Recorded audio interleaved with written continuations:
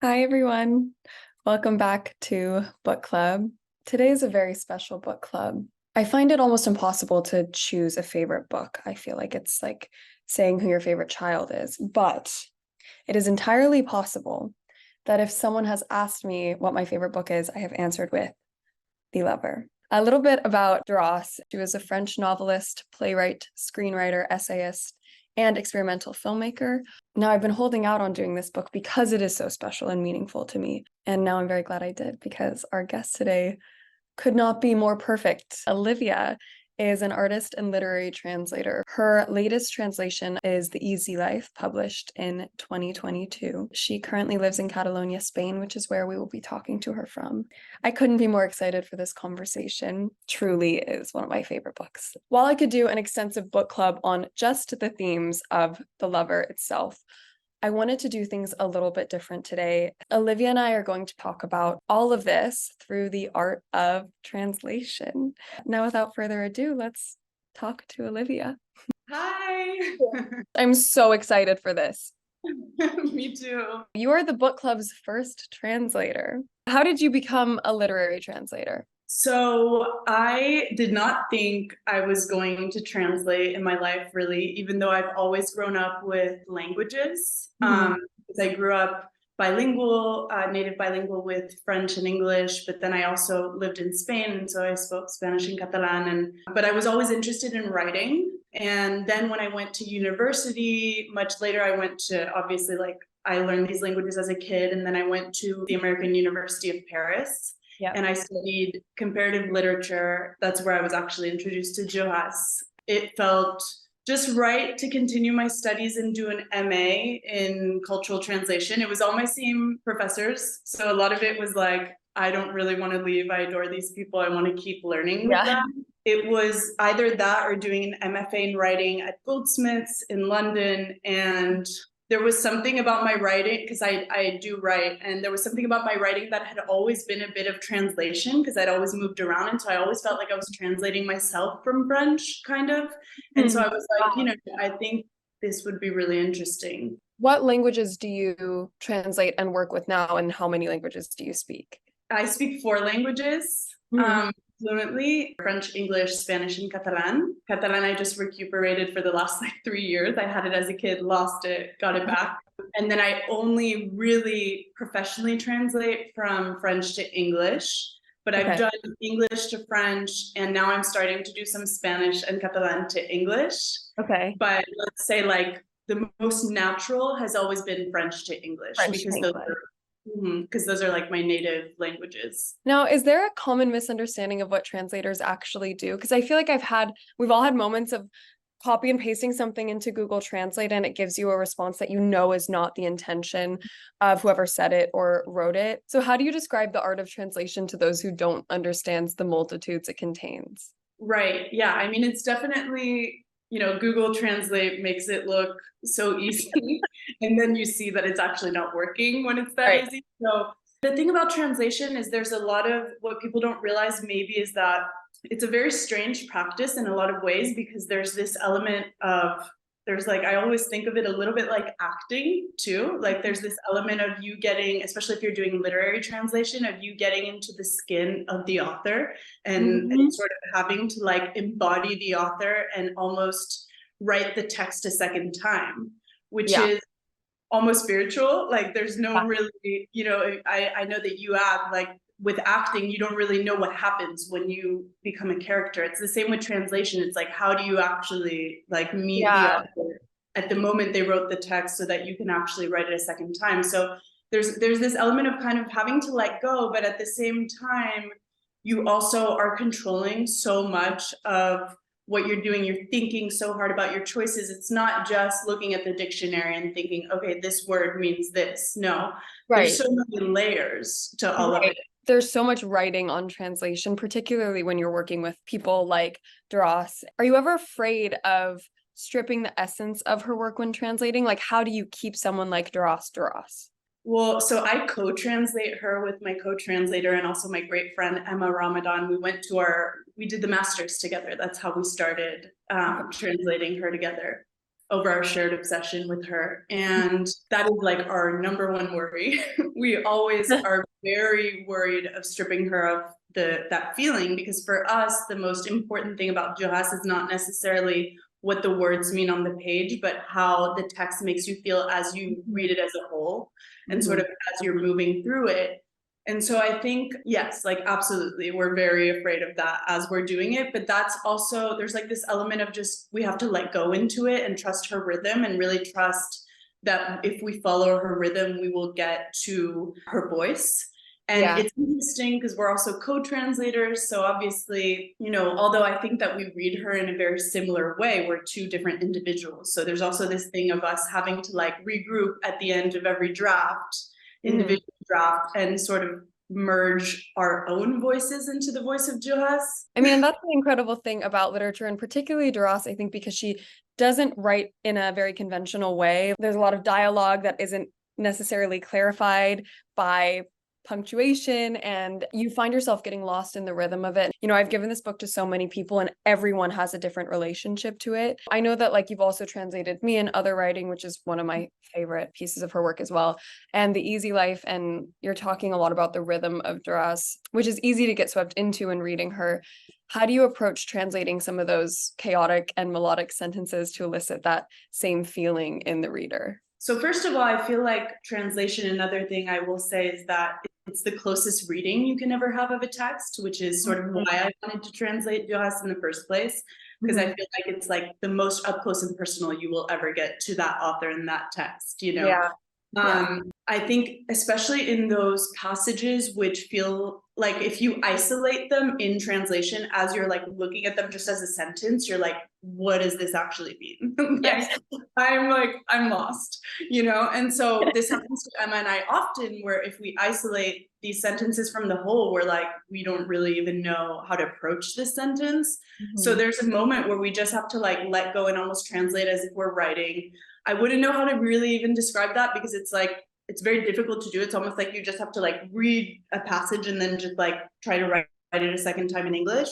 But then what really helps is that we speak it aloud, both to ourselves, and then we have these Zoom calls where we will like speak our drafts aloud to each other. And whenever something sounds a little off, we have like the co-translator who's like, oh, wait a second, that sounds a little off to me. Like, and then Emma, for example, like we have different personalities in translation. So like I tend to love when something doesn't make sense. Like I'm like, oh, this is great. Like it just makes no sense. And she's like, okay, but like it should make a little bit of sense. And I'm like, okay, so let's meet in the middle somewhere. So we start to sort of like get back to Duras's voice.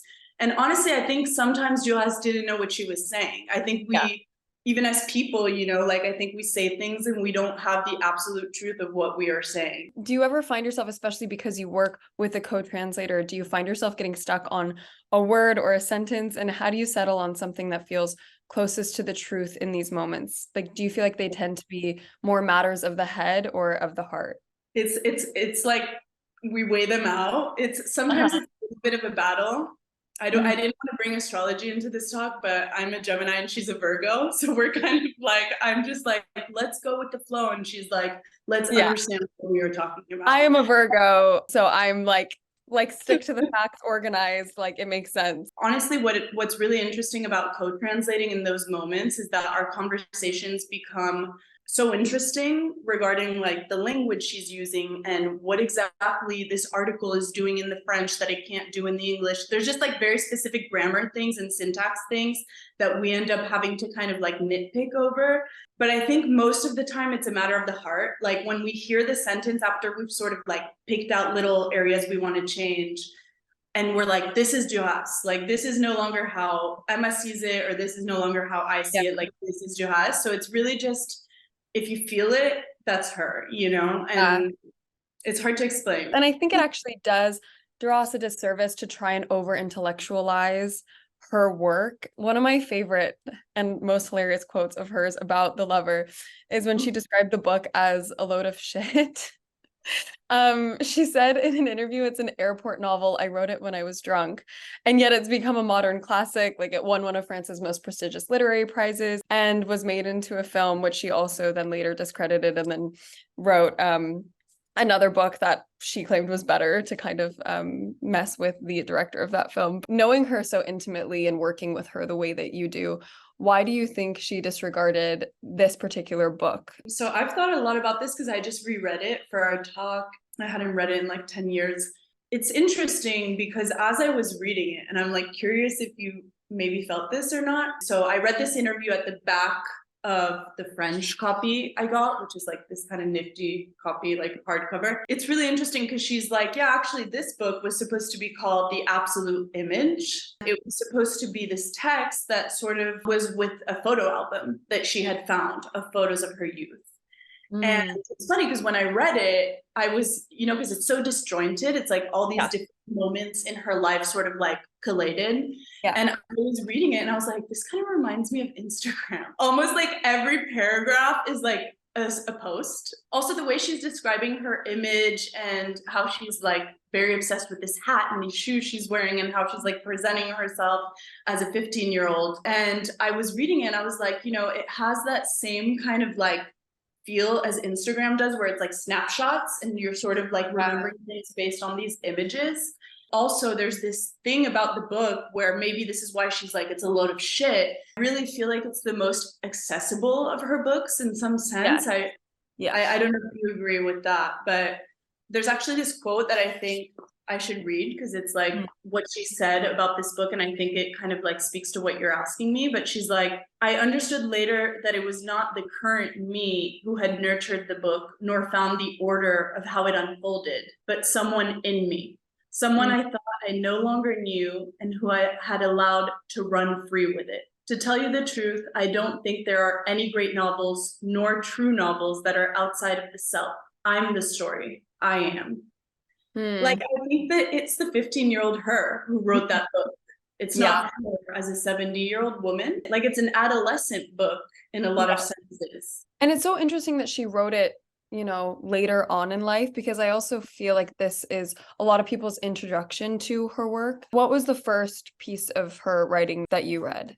So I read, actually, it wasn't The Lover. It was The Ravishing of Lulstein. They take out the English title, which is in my obsession, I was gonna say, in my opinion, a much less accessible book than The Lover. It's like much more kind of, I don't know, it's funny because it's like an earlier book of hers, but it feels less accessible. It profoundly like shook me to my core. It's the reason that I read and wanted to translate her and everything. But yeah, I think that The Lover in some sense is like, maybe that's why she kind of wanted to write it off and was like, it's an airport novel, because it's just it's a bunch of like snapshots from her youth, and obviously it's explored in depth because that's what she does, is she gets to like the underbelly of everything, but it still is written almost by her inner 15-year-old girl. I agree. Like reading it again, in preparation for this, I had such a different reaction to it, and so with the scatteredness, and I had read it for the first time when I was like 16, so of course had a very different relationship to it. Do you feel like your relationship to this book has changed since the last time you read it was 10 years ago? I think so. Actually, it's funny because I think when I first read it, I don't know about you or how you received it, but I think for me, what was really incredible when I first read it was like,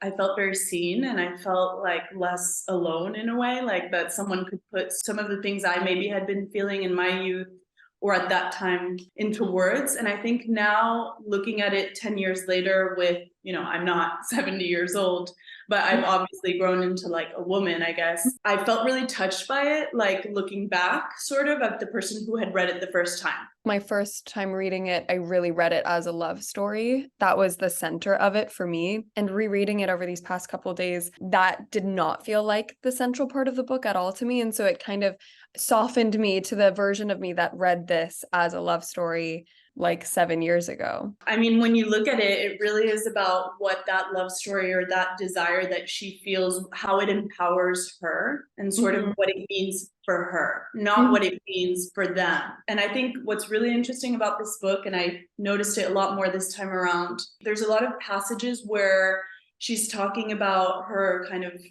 this desire that's kind of coming out of her. And she's saying, it's the first time I know that I'm going to be a writer. Like she talks about knowing that she's going to have to write. I don't know, for me, that really touched me because I was like, I think it really has to do with the fact that female desire is, you know, not really accepted. And she's not, she knows that whatever she's feeling now, she can't share with her family. She's going to have to bring it really far away from her family. And she doesn't even want to continue with this man. I mean, it's more about how he makes her feel. That desire that's going to have to be written about kind of in the dark, have a separate life, an independent life of her own. You know, they were looked down upon for being in this relationship. How much do you think that had to do with the fact of, you know, her being 15 and him being nearly twice her age? And how much do you think was a matter of him being Chinese and her being French? Well, I don't think we can get out of the colonial context. Yeah. Like, we're in French Indochina, like it's a grouping of French colonial territories, and she's white. In this interview, in this book, she says, you know, there are a few books that kind of sparked this book, or sorry, a few words that kind of sparked this book, and one of them is white, because that was sort of what she was in that society and what it meant. And I think there is this kind of power she has like there because she's white, even as a 15-year-old girl. He's Chinese, and that's not well seen by her mother, who, you know, there's obvious racism like running through this book that I think this is kind of like confronting at an older age, but also remembering that she felt super uncomfortable about the whole thing even when she was a teenager. Like how her older brother, who she has a very fraught relationship with, was sort of looking down on this man because he is of a different race. But I think the age obviously had a huge part to play in why it was not accepted. Like, it is shocking. She's 15 years old and she's with, I think he's 27. I guess that's not like the focus of the book. It's the whole context of the book, but it's not necessarily, it is one of the focuses, but I think more the focus, again, is just her and how this affair makes her feel and what it's going to give her for the rest of her life, like to come face to face with this side of her that she hadn't yet met, you know, this transition from childhood to adulthood, I guess. And why do you think this story, and I guess all of her work in general, captivates people, especially young women, to such a, for lack of a better term, culty extent? Duras lovers, myself included, tend to be very obsessive, and, you know, obviously she you connected to her so much that you wanted to work with her writing. What sort of things in her work can you point to that you feel like is nurturing that kind of love and connection to her work? I think she's fearless. I think that both as a woman, as a person, she was fearless. And I think it's something that really resonates through all of her work and her voice. I think she has a fearless voice. I think she's just not afraid to go where nobody wants to go. And and I think we all seek that, even though, you know, maybe we shy away from some of the controversial topics she touches on. I think that I don't know, I think that she as a writer wants to go there. Like, she wants to go to like the deepest, darkest places and find out what is behind the surface. Yes. And there is like this intensity with all the love stories in every single one of her works. There's this intensity that for me actually is very reminiscent of like adolescence. That's why this book maybe is like the epitome of the Duras romance, because it's the one that started, it's where she comes from. It's her first romance, if you want to call it that. I appreciate so much, and I appreciated it the first time I read it too, the sort of lack of perspective that she gives us.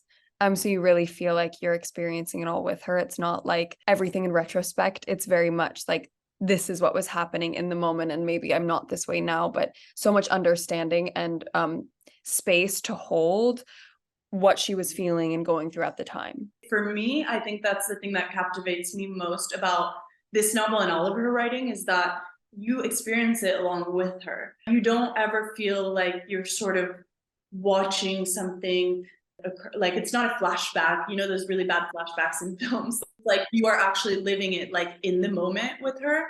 And I think that she's living it, like she's living everything she writes. She is living it at the same intensity as when it happened the first time. There's an essay in Me and Other Writing that I think is applicable to The Lover. It's about a man and a young girl who are in love, but not romantically or sexually. In the essay, the man is accused of preying on the younger woman. Duras is suggesting that there are other types of love outside of the societally accepted forms, you know, familial, friendship, romantic, sexual, but that people reject what they don't understand. You know, she's questioning why there's no nuance. And I think that's a big theme in a lot of her books. She's not afraid to have controversial questions on hand.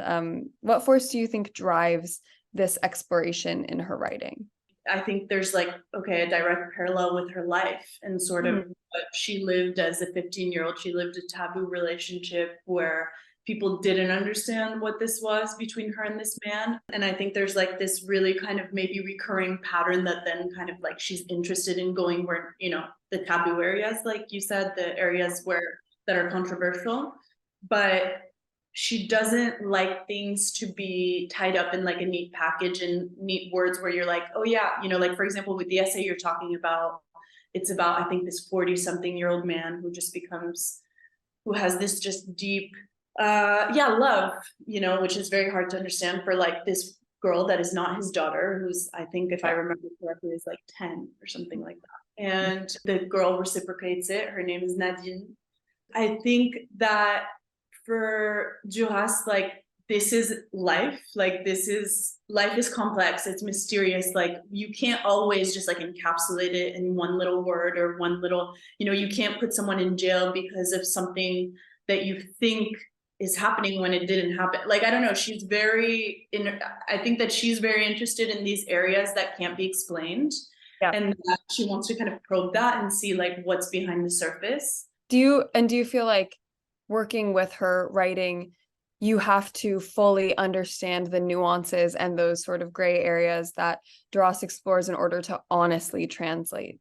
No, in a way, because I feel like she doesn't even really understand them. I think she wants them to stay gray. Like she, I think, is really interested in keeping those areas gray. And so I think part of what my job is as her translator, as her co-translator, is to be like, okay, we're keeping this gray. Like we're not we're not trying to reason this away. Do you find that there are traps in translating things today where, you know, you're translating works from, you know, decades ago? Do you find that there can be a trap in trying to sort of modernize it and maybe soften the blow, looking through it from a cultural lens of today?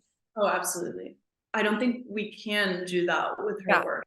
No. I don't think it's possible. I don't think it would do her, it would just do her a huge disservice. Like I think her whole mission is to kind of like go where no one wants to go. So even though, you know, now there are some places we really can't go, it's like, okay, but she still wants to go there. So I can't stop that. Like, and I think it's necessary. I think to have the full conversation, we sometimes need to go to really uncomfortable places and explore what seems very wrong on the outside, but see what's under the surface, you know, like it's very important. And it's interesting because she was part of this sort of new wave of French novelists that at the time she wasn't necessarily the most revered. But I think out of all of them, when you look at all of their names, she's been the most lasting and I think is maybe the most recognizable name today. Absolutely. Like this goes back to your earlier question, but I think people have always been drawn to these problematic gray areas. You know, I think that there's something about what she's exploring, which is somewhat also timeless, like, and universal. And there's these topics are taboo for a reason in many societies because they occur across the globe and through time. So I think that the fact that she wants to tackle them draws people to her. It is interesting to explore why we as a society are drawn to these taboo stories or stories of forbidden love or bad desire across every language and every culture. You know, for example, how a book like Nabokov's Lolita can become a classic. Those were some of my favorite novels when I was studying literature. I think if you really want to delve into human nature, which is what I think most people who read, they kind of go there because they want to know perspectives that they wouldn't know otherwise, you know, or they want this kind of light shone back on them into these obscure feelings they don't know how to actually like put into words. I think that, I don't know, I think we need these stories that are going in this no man's land. Like we really need, we need them. We still need them. Like it's really important. We can't just have stories that fall into these boxes. You know, we really need to also still kind of break some boundaries and sort of understand what, I don't know, like even I like to read stories about bad people or whatever, people who are considered evil, because I like to know what led them to evil acts. Like, I like to understand what still makes them human. I think for me, that's one of the most important things about literature, is giving us the two sides of a coin. And if you could sort of shine the light on a quality in yourself or something about yourself that through Duras you've come to understand, is that something that you can pinpoint? I think she's very, very obsessed with the image that a woman sort of presents, and that a woman sort of that is received by this gaze that I think is the male gaze. Like, really, I think it's in a lot of her work, and it really speaks to my personal experience, because I'm the daughter of like a photographer and a model who was my dad's muse, and for me, it's been my whole life. It's sort of like the image of the woman in the man's eye. The fact that she explores the gaze in every single one of her novels, this was like a huge territory inside of me that she shone a light on. Similarly, I grew up with a lot of that deeply ingrained in my DNA. And there's this quote in The Lover that I remember the first time I read it, just like sent chills. And she says, "I know it's not clothes that make women beautiful or otherwise, nor beauty care, nor expensive creams, nor the distinction of costliness of their finery. I know the problem lies elsewhere. I don't know where. I only know it isn't where women think." Oh my God, I just got the chills. And it's like that, every time I read that, it becomes more and more true. And I love that she's willing to explore that. And again, without perspective, because she still talks about her hat and her gold lame shoes and her little slip dress. And yeah. Yes, exactly. That was a really funny thing that I realized this time around reading it, because I had done Me and Other writing, the co-translation of Me and Other writing about 4 or 5 years ago now. And we did an essay on Yves Saint Laurent. I don't know if you remember it, on YSL. And people were like, yeah, but is that really Duras? Like, did she really care about his clothes and all this stuff? They were like, maybe she wrote that for money, or something like that. But I was like, wait a second, like, no, because literally you can just tell in her writing that she's very attuned to the female appearance and how women clothe themselves. And there's this really beautiful response she gives in the interview at the back of this French edition. But she says, "I still remember the first time I realized what the effect that the beauty of a woman had on other people." And she said it was in 1926, so that means she was 12. It was before, The Lover, Duras.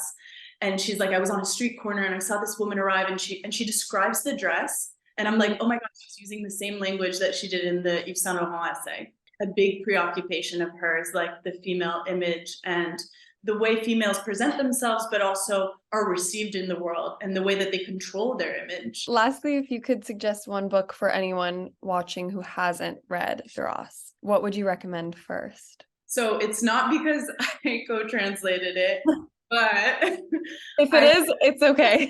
The Easy Life by her, which is her second novel, and which in a lot of ways I think is her first novel. She then said, okay, I don't stand by my first novel, which is a different one. And so this second novel for me, The Easy Life, is a great introduction to her, because in a way the protagonist is, for me, the continuation of the 15-year-old Duras in The Lover. So it really is the young Duras. She wrote it when she was 30, and it's a very existential novel, but it has all of the Duras themes as they're like springing up in her writing. So it's basically her finally finding a way to put it all in writing, the way that she was hoping when she's like laying in her lover's bed having the affair. I haven't even read that one. So, by the way, if I translated a book, I would not shut up about it ever. So I think it's very fair to recommend that one. Thank you so much. This was so, so wonderful. I've been so excited for this. I've been truly holding out on doing any Duras, because I just was like, how can you do it justice? Like, who truly will understand her? And you are truly the perfect person for it. So thank you. Thank you. This was so great. Bye. Bye. Thank you everyone for watching. If you haven't already, I could not recommend this book more. Also, there's a wonderful, wonderful interview that she did for the New York Times that I think captures her essence so beautifully and magnificently. So I recommend reading that as well. Thank you everyone, and until next time.